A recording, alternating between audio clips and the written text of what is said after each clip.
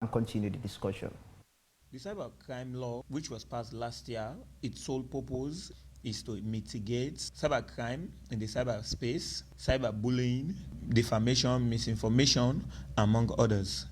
It is against this backdrop that the Sierra Leone Association of Journalists deemed it necessary to engage stakeholders in the country to give them an insight about the nitty-gritty that entails in the cybercrime law. Implemented, and then we come up with recommendations for awareness raising and advocacy, so that we will ensure that we educate the public about the content of the law, which I don't think we have done that.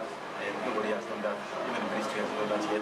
And so we try to get the public to understand the functions of the law, because this law is going to affect every sector of society, from the entertainment industry to the media, to the MNOs, the ISPs, everybody. Everything is going to be affected.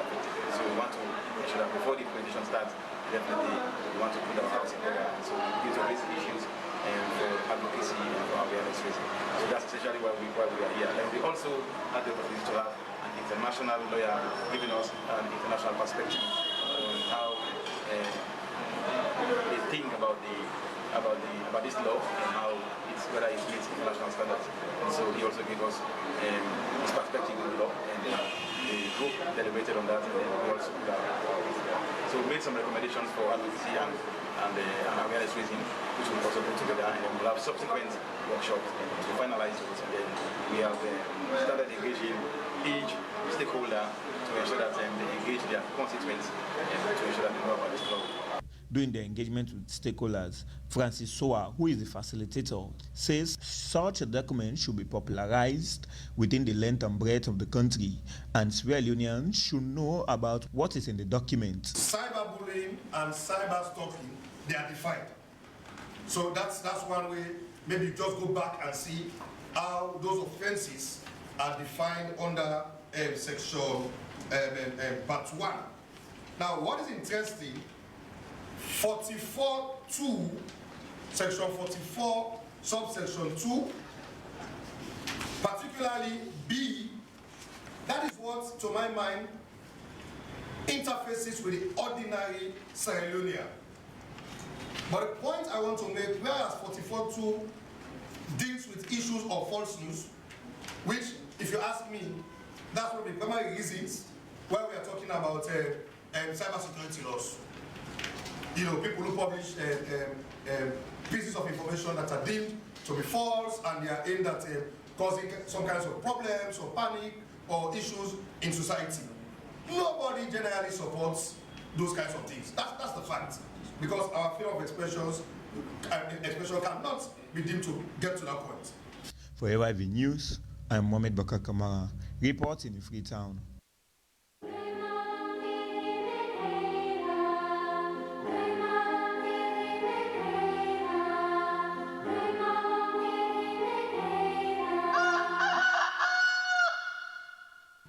Many thanks to Mohamed Bakar Kamara for that report.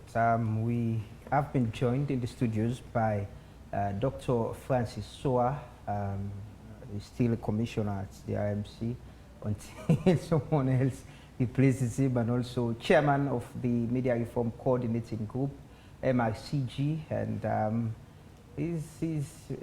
I don't know how to introduce him, but he's been the lead facilitator and also expert in helping the media to understand what is in the Cyber Crime Act, and how we should understand as media professionals what we should do and what we shouldn't do. And it was, you saw in that story, was they are doing a presentation.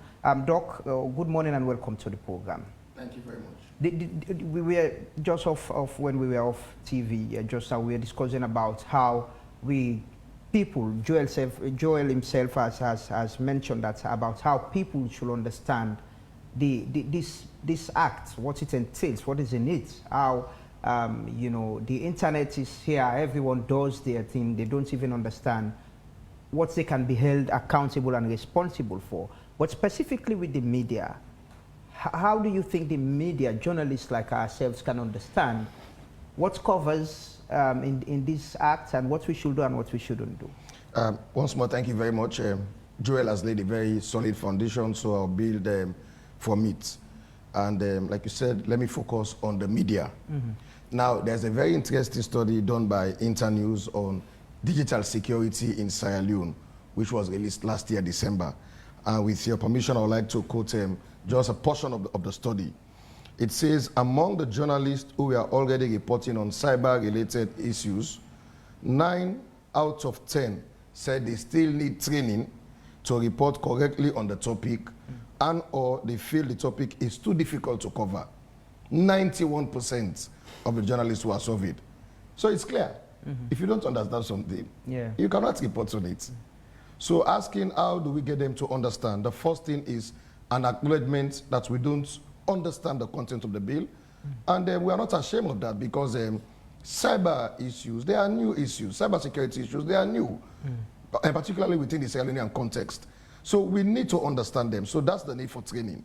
So SLAGE has what it calls a Cyber Safe Sierra Leone project, which it is running, for which I am leading a series of trainings as a facilitator. So we are engaging our constituents. Generally, there are a lot of technical issues. There are a lot of jargons in that act, which you may not necessarily understand. But like we discussed in the consultative meeting, one of the ways to approach this cyber issue is for all organizations to deal with its constituents. So for example, NMOs, ISPs, you have NATCOM that will work with them. So if every organization talks to their members about the law, then that's one way we can increase awareness, which is why SLAGE is organizing series of trainings across the country, regional trainings, where journalists will come from several regions to understand the content of the law. But definitely the law as it is, it deals with a number of issues. There are several parts in the act. Okay, mostly we pay attention to offenses because they relate with us. With offenses, for example, specifically to my mind, if we look at section 44, that talks about cyber stalking and cyber bullying. I mean, that is where we have provisions that actually touch on our freedom to do our work as media practitioners. So for me, one is the acknowledgement that the journalists themselves have acknowledged that they don't have the requisite knowledge and expertise to report on that. We should be proud of ourselves to say that. And then we are also happy that now we have the content of the bill is public. We now have the final version. If you now go to the government bookshop, at least we've seen the final version of the law, for which we are very happy. And it's now the next point to look at the implementation of provisions in the bill. So for us as journalists, it is not only about the things that affect us, but it is also about letting members of the public understand the content of the bill. And lastly, as SLAGE, even before government commences the full implementation of the law, that meeting was also meant to look at gaps. There is no law which may not have a gap. So even as we educate people about the law as it is, we are also trying to identify possible gaps. I'll take it from that point. You've been going through this document. You are actually quoting from it without reading it for me directly. And I believe you understand what are the gaps. As people, as media, what should we understand are the gaps in this document? So in the first place is to, anytime we take documents, we must understand the content. So many times people read books and articles or whatever, they don't pay attention to the table of contents. So I always like to read the table of content to see what is contained in the document. So if you take the act itself, the Cybersecurity and Crime Act 2011, under arrangement of sections, there are parts, and it runs up to part 7. Miscellaneous provisions, okay? So for example, for people to begin to have some basic understanding, part 1 talks about, as usual, interpretation, part 2, administration and coordination, part 3, the critical information infrastructure, part 4, powers and procedures, part 5, international cooperation, part 6, offenses, and part 7, miscellaneous provision. Now, when we talk about gaps, in that meeting, one of the first things we identify with no malice is that if you come to interpretation section, an issue as serious as cyberbullying, which Joel was talking about, I have flipped through the pages under interpretation section, I cannot see a definition of cyberbullying. That is gap number 1. Because if we talk about cyber issues, like Phoebe was also talking about, cyberbullying is a big issue. Now, if you go, because the definitions are in alphabetical order, should we go to C? You know, maybe I have a wrong version of the document. C begins with computer data, and then it ends with cyber squatting. So when it comes to cyber, what I can see cyber stalking, which we will like to talk about later. It's a very interesting provision. When you come to section 44, it only talks about cyber stalking and cyber bullying. But the issue of false information, spreading false information that may cause danger, which I believe is one of the key reasons why we have a cyber law in Sierra Leone, you can have that provision under 44(2)(b) in the cybersecurity law. So what I'm trying to point out, if you are looking for anything on false information as a section in the law, you will never see it. It's only when you go to section 44, which is actually titled cyber stalking and cyber bullying. So 44 talks about cyber bullying. Now we come to definitions. I do not see any definition of cyber bullying. However, there is a definition of cyber stalking. But we have a provision as important as cyber bullying and cyber stalking. But cyber bullying is not defined in the Act. However, it is defined in several other international conventions dealing with cyber law. So, but I can tell you, for example, that even the Ministry of Information, when we had several discussions on this, there were definitions, there were explanations as to what cyberbullying is. I would have thought that Sowa who is an ordinary man, who is not a lawyer, who is not an IT expert like Joel, should have seen a definition of cyberbullying. So this is going to leave it all back again up to interpretation That when these cases make it to court. Yes. Leaving a whole room for a whole nother confusion at court level, depending on whose lawyer is arguing on what grounds. Exactly. So it still doesn't solve most of the problem. Yes, so that's one major concern. Although the law creates cyberbullying and cyber stalking as an offense in section 44, which to my mind, there are good parts of it. I mean, no doubt about it. There are crimes committed on the cyberspace. There should be legislation. But if that was an omission, I think that is a serious omission. Dr. Sowa, in the absence of all of these, how do we begin to educate the public on cyber crime, cyber bullying, cyber stalking, all of it? How do we begin? Especially when, take for example, go to Abacha Street. Ask some of these people. It's just they know the name. The content, you've mentioned that even us as journalists don't know much about it. You look at kids in schools, they keep doing things. Again, ignorance of the law is no excuse, but people are genuinely ignorant of the law.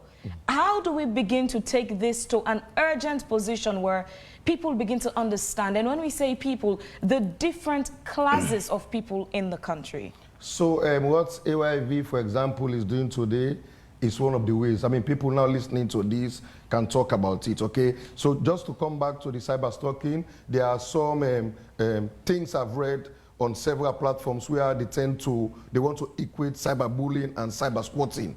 So maybe Joel can speak to that better. It could be a reason why they have not done that. But to my mind, I believe even if they have similar meanings, an issue of cyberbullying, which is so serious, can be something that they could have laid bare under the interpretation section. So public education. You know, AYV across the world, across the globe, this is one way of doing it. Another way could be, apart from this kind of formal program where we come to express our views on it, some kind of education program that brings this to the lower level. Joel and others who are experts, they come and explain this. I'm looking forward for a simplified version, not of this act, the entire act. I mean, there are many provisions. Say, for example, international cooperation will deal with those who are overseas dealing with cyber-related issues. So we can keep that for them. I mean, we know those who are overseas who misbehave. We know that section deals with them. But for those of us who are here, you know, for example, just section 44, I look forward to seeing a document that only addresses the issue of 44, cyber stalking and cyber bullying, even if they mean the two to be the same, just to bring them down to our level. Another thing, in terms of public education, on page 5, under interpretation, is to look at false news. There is now an attempt by Sierra Leone to legislate a definition, not an attempt. It has been done. Sierra Leone has legislated a definition of false news. So those of us who teach communication, whatever we read from textbooks, that is our problem. When it now comes to the law, there is a definition of false news under the cybersecurity law. With your leave, I will quote, it says, it means incorrect, deceptive information or propaganda. Now, you are explaining a term, you are bringing another term. Propaganda itself in communication has its own interpretation. In explaining false news, they are saying it means incorrect, deceptive information or propaganda or misinformation. So we are now going into the information disorder or into information pollution, where we talk about misinformation, disinformation. So we are attempting to define one thing, and we are bringing several other interpretations. And also, you mentioned the area of sharing false information. Yes, as well, 44.2b. Yes, it's not on its own. It's under cyber stalking and cyber bullying. So in this age and time, I'm more concerned about the media. I've seen where some media houses will pick up stories from the internet and publish them.